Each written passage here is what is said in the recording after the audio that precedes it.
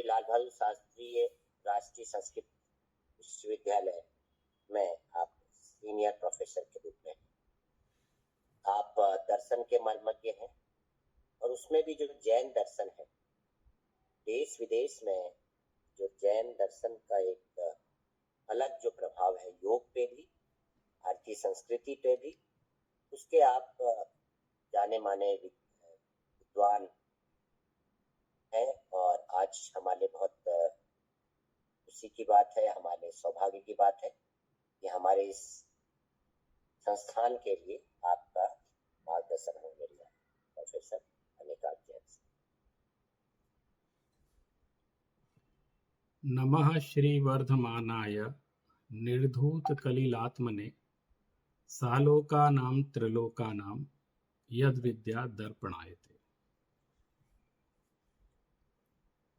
आदरणीय आज की इस अंतर्राष्ट्रीय संगोष्ठी के इस सत्र के अध्यक्ष महोदय, हमारे संचालक जी और डॉक्टर नवदीप जोशी जी, शुचि पांडे, शुभम पांडे जी, हमारा जो आज का विषय है संगोष्ठी का बड़ा महत्वपूर्ण है, एक विश्व और एक स्वास्थ्य। आदरणीय प्रधानमंत्री श्री नरेंद्र मोदी जी ने जो ये उद्घोष किया है वो कई दृष्टियों से महत्वपूर्ण है। इसलिए महत्वपूर्ण है कि सबसे पहले हमको स्वास्थ्य पर ही ध्यान देना चाहिए। जैसे आप सभी जानते हैं कि स्वास्थ्य महत्वपूर्ण क्यों है। शरीर को धर्म का साधन कहा गया है। अगर हमको धर्म की साधना भी करना है तो शरीर के माध्यम से हो सकती है। वो दो उसके माध्यम है, एक उसकी माध्यम है हमारी शुद्ध चेतना, शुद्ध आत्मा, और दूसरा शरीर। आप स्वास्थ्य शब्द पर गंभीरता से विचार करिए। जो स्वास्थ्य शब्द है उसका क्या अर्थ है। स्व में जो स्थित रहता है उसको स्वास्थ्य कहते हैं। यहां स्व शब्द का अर्थ आत्मा है, जो अपने शुद्ध चैतन्य स्वभाव में स्थित है, वास्तव में वो स्वस्थ है। और जो अपने शुद्ध चैतन्य स्वभाव से बाहर है, यानी अपने अनुकूल स्वभाव में नहीं रहता है, वो अस्वस्थ है। तो जब हम अपनी चेतना को नहीं देख रहे होते हैं, या चेतना में नहीं रहते हैं, या शुद्ध चेतना की अनुभूति नहीं कर रहे होते हैं, तब हम अस्वस्थ रहते हैं। और दूसरा, स्वास्थ्य का संबंध हमारे शरीर से है। जैसा आत्मा और शरीर का संबंध अनादि से चला आया है, कोई भी आत्मा बिना शरीर के इस संसार में नहीं रहती है। और इस शरीर से मुक्त होने के लिए, यानी इस देह को बहुत अच्छे आध्यात्मिक तरीके से विसर्जन करने के लिए और आत्मा की विशुद्धि के लिए हजारों लाखों सालों से हमारे जितने भी ऋषि मुनि हुए हैं, उन्होंने योग साधना का प्रतिपादन किया, ध्यान साधना का प्रतिपादन किया। जैन परंपरा में आदि तीर्थंकर ऋषभ देव ये प्रथम योगी के रूप में माने जाते हैं। जो प्राग ऐतिहासिक काल है इनका है, मनु के भी पहले ये हुए हैं। और तीर्थंकर ऋषभ देव के 100 पुत्र थे, जिसमें उन्होंने हर पुत्रों को क्रमशः कुछ विद्याएं सिखलाई थी। उनकी 2 पुत्रियां थी, ब्राह्मी और सुंदरी। तो ब्राह्मी जो बेटी थी उनकी, उसको तो उन्होंने लिपि विद्या का ज्ञान कराया था, और जो सुंदरी नाम की बेटी थी उसको गणित विद्या का ज्ञान कराया। सबसे पहले उन्होंने इसका प्रवर्तन किया। और उनके 100 पुत्र थे, तो उन 100 पुत्रों को उन्होंने 100 विद्याएं सिखलाई थी।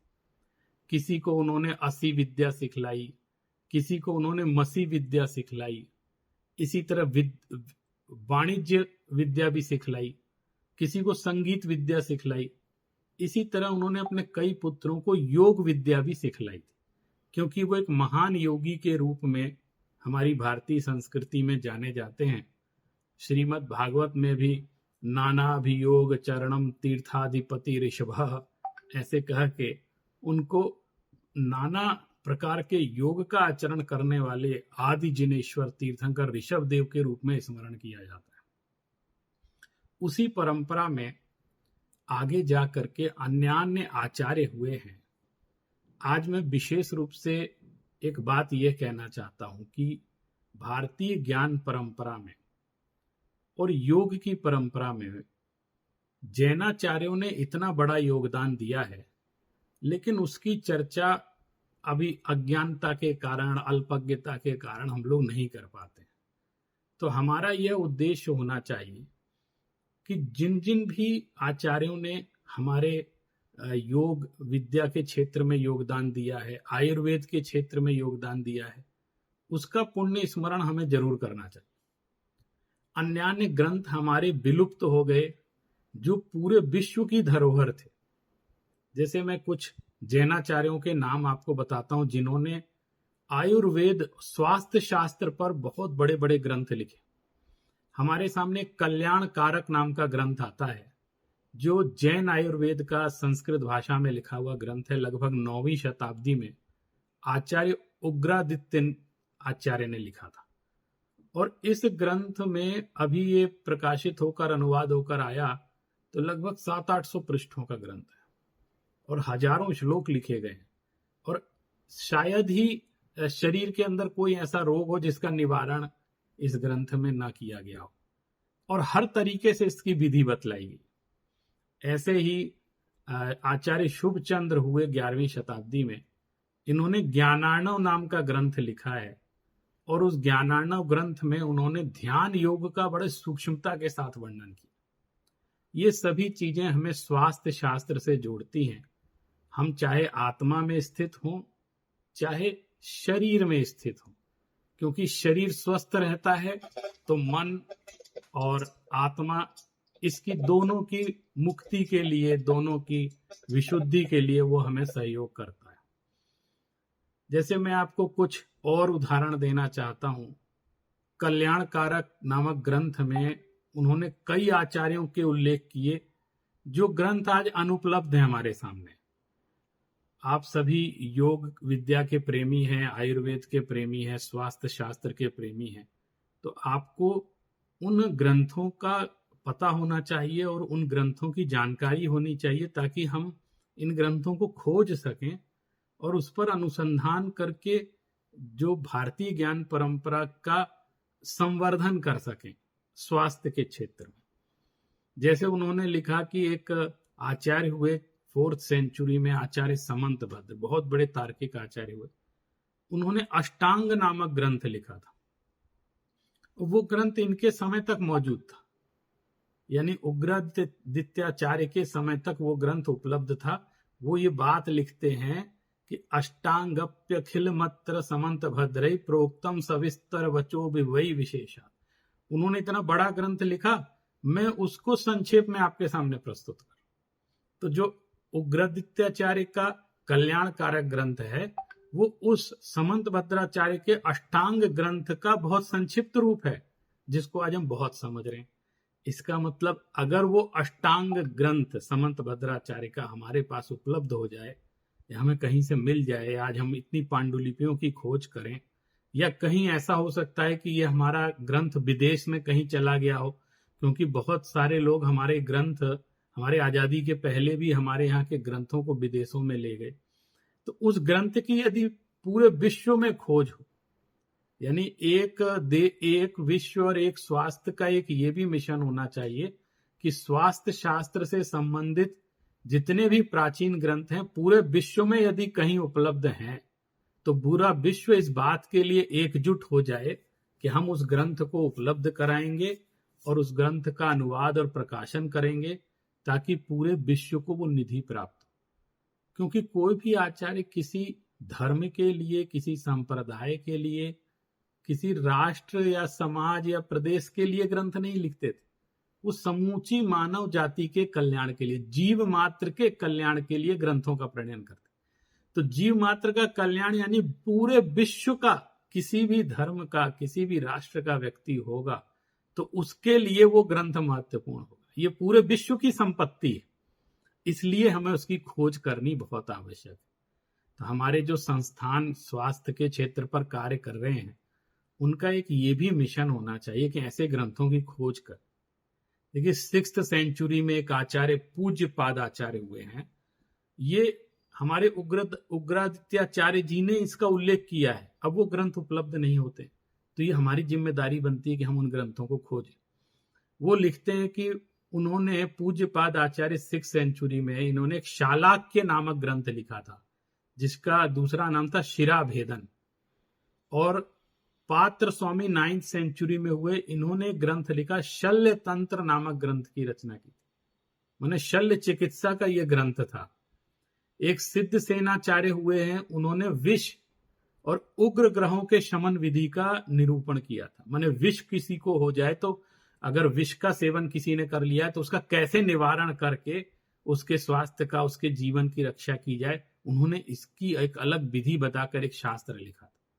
इसी तरह दशरथ गुरु मेघनाद आचार्य, इन्होंने बाल रोगों के संबंध में चिकित्सा संबंधी ग्रंथ लिखा। बच्चों के जो रोग हो जाते हैं, आज हमारा बाल रोग विशेषज्ञ कितने प्रसिद्ध होते हैं और बाल रोग विभाग कितना अधिक भीड़ वाला होता है, क्योंकि सबसे ज्यादा बच्चे परेशान रहते हैं रोगों से, और माँ बाप परेशान होते हैं क्योंकि बच्चे जो नए जन्मते हैं उनको प्राय बीमार बने रहते हैं, कुछ ना कुछ होता रहता है।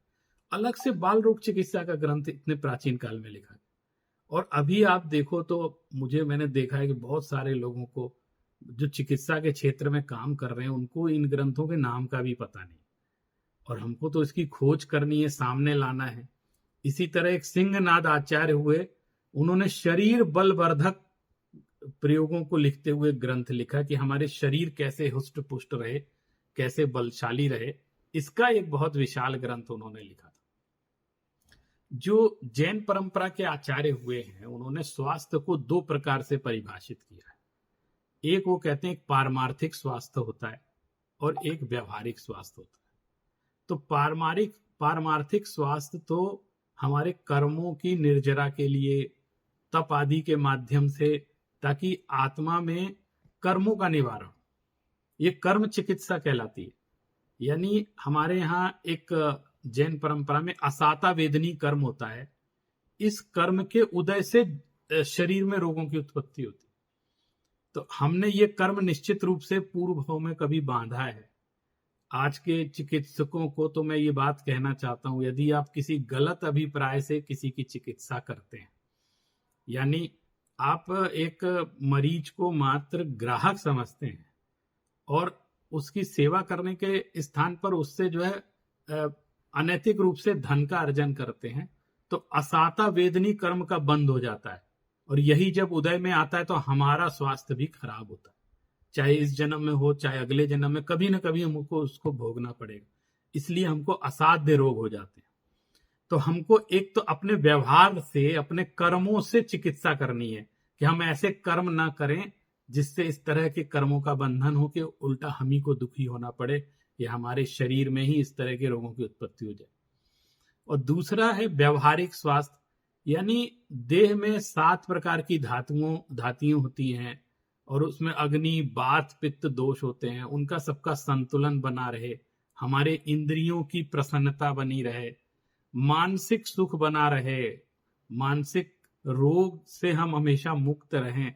जैसा कि आप देखो, आज नहीं तो कल, अभी हमने पिछले 5-10 सालों में देखा है कि लोग मानसिक रोग से सबसे ज्यादा ग्रसित है। मन स्थिति ज्यादा खराब है, परिस्थिति उतनी खराब नहीं। और मन स्थिति खराब है, उसका एक ही मात्र उपचार है, ध्यान और योग। लोग कितने ज्यादा डिप्रेशन के शिकार हैं, कितने मेनिया के शिकार हैं। इन सब, जब मन स्थिति ठीक नहीं रहेगी तो व्यक्ति कुछ ही नहीं कर सकता, कोई भी काम नहीं कर सकता, और सारे समाज का संतुलन खराब हो जाएगा, राष्ट्र का संतुलन खराब हो जाएगा। लेकिन जितनी तेजी से रोग बढ़ रहा है, उतनी तेजी से अवेयरनेस नहीं बढ़ रही है लोगों में, उसके प्रति जागरूकता नहीं बढ़ रही है। इसलिए हमारा योग और ध्यान का जो उपक्रम है पूरे विश्व में, ये इन मानसिक रोगों से लड़ने के लिए प्रतिरोधक क्षमता विकसित करता है हमारे, इसलिए ये ज्यादा महत्वपूर्ण हो जाता है। तो मन में आनंद होना चाहिए और शरीर हमारा निरोग रहे, इसको हम व्यवहारिक स्वास्थ्य बोलते हैं। तो हमारा पारमार्थिक स्वास्थ्य अच्छा रहेगा तो व्यवहारिक स्वास्थ्य भी अच्छा रहेगा। अकेला हम व्यवहारिक स्वास्थ्य पर ध्यान देंगे और पारमार्थिक आत्मिक स्वास्थ्य पर ध्यान नहीं देंगे तो हम कभी संतुलन नहीं स्थापित कर पाएंगे, और वो कभी पूर्ण रूप से शारीरिक रूप से भी स्वस्थ नहीं हो सकता यदि वो पारमार्थिक स्वास्थ्य का ध्यान नहीं रखता है। तो इस तरह के अनेक प्रकार के आचार्यों ने बहुत सारी बातें कही। मैं कहां तक आपको बताऊं, एक दो बातें बता करके मैं अपनी वाणी को विराम देना चाहता हूं। कुछ महत्वपूर्ण श्लोक हैं जो मैं आपको सुनाना चाहता हूं। ये कल्याण कारक ग्रंथ के श्लोक हैं और ये बड़े महत्वपूर्ण हैं। जैसे उसमें आचार्य कहते हैं, आरोग्य शास्त्र अधिगम्य मुनिर विपश्चित स्वास्थ्यम च साधयति सिद्ध सुखैक हेतुम और अन्य स्वदोषकृत रोग निपीडितांगो बध्नाति कर्म निज दुष्परिणाम भेदात। वो कह रहे हैं कि जो विद्वान मुनि या वैद्य आरोग्य शास्त्र को अच्छी तरह जान लेते हैं तो वो उसी प्रकार आहार विहार और निहार करते हुए स्वास्थ्य रक्षा कर लेते। माने एक योगी भी स्वास्थ्य विज्ञान को समझेगा तो वो अपने शरीर को स्वस्थ रखता है। यानी एक कभी हम ये ना सोचें कि योग और ध्यान अलग चीज है, स्वास्थ्य शास्त्र अलग चीज है, सब एक दूसरे के साथ पूरक है। आयुर्वेद और योग विज्ञान, ध्यान केंद्र, ये सब एक दूसरे के पूरक है, एक दूसरे को पूर्णता प्रदान करते हैं। अगर हम किसी एक का उपेक्षा कर देते हैं, अवहेलना कर देते हैं तो हमारा स्वास्थ्य शास्त्र अधूरा रह जाता है। तो इस परिपूर्णता को लेते हुए कह रहे हैं कि वो स्वास्थ्य की रक्षा कर लेता है, और स्वास्थ्य रक्षा विधान को अगर वो नहीं जानता है तो अपने आरोग्य की रक्षा नहीं कर पाता है, अनेक दोषों से उत्पन्न हो जाता है और उसका शरीर पीड़ित हो जाता है, जिससे उसके दुष्परिणाम होते हैं और कर्म बंध भी कर लेता है। तो कर्म बंध से बचना हो तो भी हमको स्वास्थ्य शास्त्र का ज्ञान होना बहुत आवश्यक है। इसलिए क्योंकि आरोग्य की आवश्यकता सबको है। वो कहते हैं, न धर्मस्य कर्ता न चार्थस्य हर्ता न कामस्य भोक्ता न मोक्षस्य पाता नरो बुद्धिमान धीर सत्वोपि रोगी यतस्तद विनाशात भवे नैव मर्त्य। वो कहते हैं कि बुद्धिमान मनुष्य दृढ़ मनस्क होने पर भी यदि रोगी हो तो वो धर्म नहीं कर सकता, चाहे मन से कितना ही बलवान हो, लेकिन शरीर रोगी है तो वो धर्म का साधन कैसे कर पाएगा, तपस्या कैसे कर पाएगा, व्रत आदि का आचरण कैसे कर पाएगा, क्योंकि उसकी शरीर में क्षमता ही नहीं है व्रतों को धारण करने। तो वो धन भी नहीं कमा सकता, न धर्म कर सकता है, न धन कमा सकता है, न मोक्ष का साधन कर सकता है। यानी जो पुरुषार्थ चतुष्टय है, धर्म अर्थ काम मोक्ष, इनमें से किसी की भी साधना वो नहीं कर सकता है। तो उसका मनुष्य भव में जन्म लेना ही विपरीत हो जाता है। इसके साथ हमारे जो आचार्य हैं वो उन चिकित्सकों को भी सावधान करते हैं जो चिकित्सा के क्षेत्र में कार्य कर रहे हैं। वो कहते हैं कि देखो, तुम्हारा अगर जीवन मूल्य परक नहीं है तो तुम्हारा चिकित्सक होना बेकार है। और चिकित्सक कैसा होना चाहिए इसका भी वो ध्यान रख के वर्णन करते हैं। वो कहते हैं, चिकित्सकः सत्य परः सुधीरः क्षमन्वितः हस्त लघुत्व युक्तः स्वयं कृति दृष्ट महाप्रयोगः समस्त शास्त्रार्थ विद प्रमादी। कह रहे हैं जो चिकित्सक है वो सत्यनिष्ठ होना चाहिए, धीर होना चाहिए, क्षमावान होना चाहिए और हस्त लाघव युक्त स्वयं औषधि तैयार करने वाला भी होना चाहिए। अभी आप देखो कितने ही डॉक्टर हैं, बाहर की दवाई देंगे, खुद दवाई बनाने की ताकत किसी के अंदर बहुत कम होंगे जो स्वयं दवाई बना लेते। तो कहने खुद भी दवाई बनाने की उसके अंदर क्षमता होनी चाहिए और वो बड़े बड़े रोगों पर किए हुए उसके प्रयोग होने चाहिए और आलस्य से रहित होना चाहिए और संपूर्ण शास्त्रों को जानने वाला हो। ये लक्षण देखो आप एक चिकित्सक का। यानी वो अगर आयुर्वेद का ज्ञाता है तो उसको योग विज्ञान का भी ज्ञाता होना चाहिए, उसको ज्योतिष शास्त्र भी आना चाहिए, बहुत सारे शास्त्रों का ज्ञाता होना चाहिए एक चिकित्सक। आप आज हमारे चिकित्सक के क्षेत्र में यदि हम बहुविज्ञ नहीं हैं तो हम एक रूप में ही उसका अगर चिकित्सा करते हैं तो हम संपूर्ण रूप से चिकित्सक नहीं बन सकते। इसी प्रकार एक बिल्कुल 1 मिनट में मैं अपनी बात संपन्न कर रहा हूं। जैसे कि एक पुष्प आयुर्वेद है, ये लोगों ने इसका लोग नाम भी नहीं जानते हैं। लगभग 18,000 प्रकार के पुष्पों का नाम उसमें दिया हुआ है, फूलों का, जो कि पराग रहित होते हैं और उनसे औषधियां तैयार करके प्रयोग की गई। तो पुष्प आयुर्वेद के बारे में भी जैन आचार्यों ने बहुत ग्रंथ लिखे हैं और वो आज के पूरे विश्व के लिए वो स्वास्थ्यप्रद और कल्याणकारक हो सकते हैं। इतना कहकर मैं अपनी वाणी को विराम देता हूं। आज के इस अंतर्राष्ट्रीय सम्मेलन में आपने मुझे बुलाया, आमंत्रित किया और बोलने का अवसर दिया, इसके लिए आप सभी को बहुत बहुत धन्यवाद। धन्यवाद सर, आपने बहुत अच्छा बताया जो भी था इसके लिए। और अब जो नेक्स्ट